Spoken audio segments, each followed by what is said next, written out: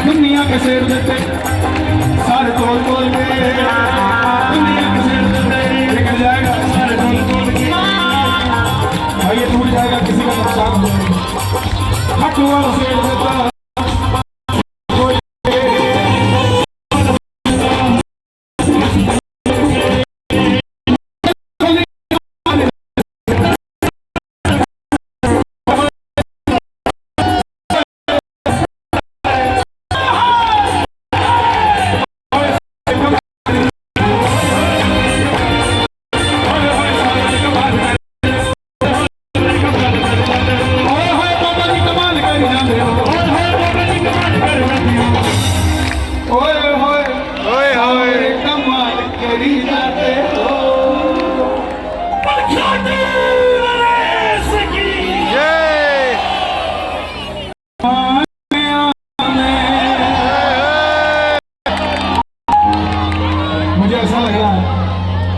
कि जैसे मैं सहारनपुर में नहीं मुंबई में खड़ा हूँ।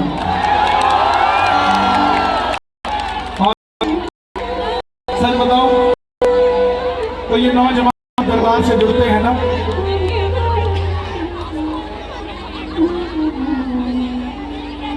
तो ऐसा लगता है कि दुनिया में आने वाले 50 साल में सच में बाबा का नाम घर घर में पहुंच जाएगा।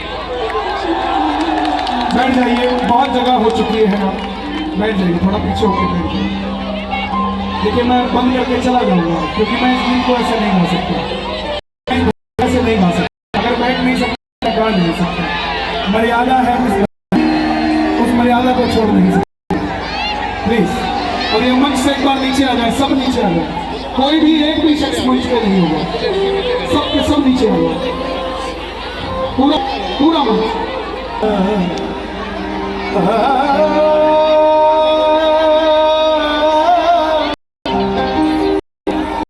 अभी पगड़ी वाले सारे मंच पे हैं, प्लीज मेरे नौजवान भाई इसको जरूर सुने। 25-30 साल का लड़का दिल्ली में रहने वाला, जिसके मन में आया मैं भी व्यापार करूं, कामयाब हो जाऊं, 2 पैसे कमाऊंगा तो 2 भक्तों को खाटू लेकर जाऊंगा।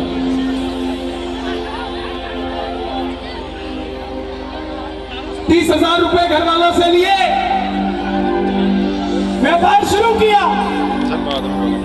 2 लोगों पे भरोसा किया, एक अपने दोस्तों पे और एक इस बाबा पे। दोस्तों ने भरोसा दिया, तेरा माल हम भी बेचेंगे, जो प्रॉफिट आएगा वो तुझे भी देंगे, तो बस माल उधार दे देना। और इन्होंने वादा किया कि तूने मेरे लिए उधार लिया है, तेरा उद्धार मैं करके छोड़ूंगा। लोन लेते हो ना तो इसको कहा करो कि देख तेरा प्रेमी थोड़ा बढ़ चढ़ के रहे, इसलिए तेरे चक्कर में ही लोन लिया है। अब तू देख ये उतरेगा कैसे। हमने अपने लिए थोड़ी ना लोन लिया है। बाबा का भगत अगर गाड़ी लेके आएगा तो लोग यही तो कहेंगे ना, देखो बाबा की कैसी कृपा हो गई इस पर, ये तो गाड़ी ले आया, स्कूटर में चलता था। तो जो वो लोन लिया वो मैंने अपने लिए थोड़ी ना लिया, वो तो मैंने तेरा नाम बढ़ाने के लिए लोन लिया। वो उतरेगा कैसे ये तुझ पर निर्भर करता है। उस बच्चे ने भी घर वालों से 30,000 रुपए लिए थे कि कामयाब हो जाऊंगा और खाटू जाऊंगा, लेकिन जिन दोस्तों ने माल लिया वापस ही नहीं दिया, किसी ने भी पेमेंट नहीं की। बैठ जाओ भाई, बैठ जाओ। सच कह रहा हूं, अगर साइकिल पे आए हो ना तो मोटरसाइकिल मिलेगा, और मोटरसाइकिल पे आए तो गाड़ी मिलेगी, लेकिन इस भजन को ध्यान से सुन लेना, कहीं भी बैठ के सुन लो। जब आदमी खड़ा होता है तो झोली पड़ी रहती है, और जब बैठ जाता है तो झोली पड़ जाती है, इसलिए बैठा जाता है भाई।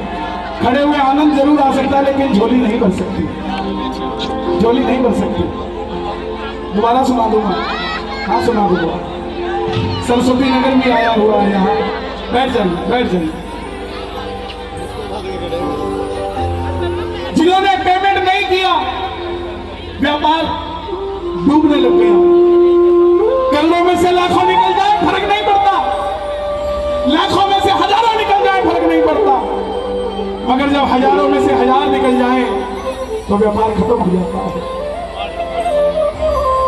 आखिरी 250 रुपए हाथ में थे, बार बार उन्हें देख रहा था। आज की नौजवान पीढ़ी को नहीं पता आखिरी नोट की वैल्यू क्या होती है। उनसे पूछो जो गांव से आए थे शहर में 500 रुपए लेकर, 200 रुपए लेकर, बार बार धर्मपत्नी को पूछते थे कितने रह गए, कितने रह गए। आखिरी नोट की वैल्यू वही जानता है जिसने देखा हो। जिसको कमाया हुआ मिल गया वो आखिरी नोट की वैल्यू क्या जानते हैं।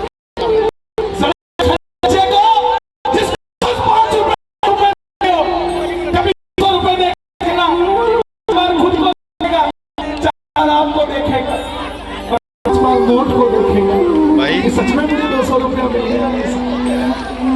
वो जानता है कि इस पंडाल में जितने भगत बैठे हैं मुझे जवाब दे देना और समझना मेरी बात को कि इस धरती पे, इस भारत में, इस सहारनपुर में कोई मेहनत करता है ना तो पैसा कमाने के लिए नहीं करता, इज्जत कमाने के लिए मेहनत करता है साहब। पैसे के लिए कोई मेहनत नहीं करता। एक 7 स्टार होटल में 700 रुपए की चाय है और उसके सामने ही चाय वाला ठेला लगा कर बैठा है। उसकी 7 रुपए की चाय है, 7 रुपए वाले को 2 रुपया बचता है और उसको पता है अंदर 650 बच रहे हैं, फिर भी बैठा रहता है क्योंकि उसको पैसा नहीं, उसको इज्जत की रोटी चाहिए। अगर साइकिल पे भी घूमो ना, मेरी बात को याद रखना, अगर साइकिल पे भी घूमो तो अपने जमीर को जिंदा रखना। मर्सिडीज वाला भी उतर के राम राम बोलेगा आपको, लेकिन आपका जमीर बना हुआ है, दुनिया की देनदारी है और देते नहीं हो और मर्सिडीज में घूमते हो तो साइकिल वाला भी नमस्ते देने वाला नहीं है। यहाँ 26 बार आना, 500 बार आना, 1000 बार आना, ये बाबा झोली भरने वाला नहीं है। अगर किसी की जमीन हथियाई हुई है आपने, अगर किसी का पैसा रखा हुआ है आपने, किसी का दिल दुखाया हुआ है आपने, उसकी झोली खाटू वाला भी भरता नहीं है साहब। ये झोली उसी की भरता है जिसके अंदर हारे हुए को सहारा देने की क्षमता होती है, तभी हारे का सहारा कहलाते हो तुम, ऐसे ही हारे का सहारा नहीं कहलाते। आखिरी 250 रुपए हाथ में लेके बार बार देख रहा था। टैक्सी वाले को पूछा घर जाने के कितने लगेंगे, बोला 250। और दिल्ली से रिंगस की ट्रेन की टिकट पूछी 120। कुछ नहीं समझ में आया, बोला दोस्तों ने तो जवाब दे दिया है, एक जवाब उसका भी ले आऊं, क्या पता क्या कहने वाला, उसके भी भरोसे बैठा हूं। टिकट कटवा ली रिंगस की, सारी रात भूखा रहा, बटले प्यासा रहा, अपना बटले क्योंकि जितने थे सारे तो खर्च दिए थे।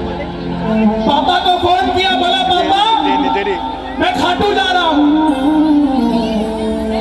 पापा बोले बेटा अचानक जा रहा है। जिस तरह माँ को बताने की जरूरत नहीं होती ना बच्चे को भूख लगी है, उसी तरह बाप को भी बताने की जरूरत नहीं होती बच्चे की जेब में कितने पैसे हैं। बाप हमारी आवाज से बता देता आज कितने कमा के लाया है। और ये जिस टोन में मेरे से बात कर रहा है, इसका मतलब अब ये मुझसे ज्यादा कमाने लग गया है, तभी ऐसी बातें मेरे साथ करता है, ये समझ जाता है। लेकिन उसकी जेब में तो 2 रुपए नहीं थे। पापा ने पूछ लिया, बोले बेटा खाटू तो जा रहा है, पैसे तो है ना तेरे पास? कैसे कह देता पापा मैं फेल हो गया, क्योंकि भाई साहब रुक जाओ, ओ भाई साहब, ओ गुरुजी नए नए मंत्र ले आते हो यार।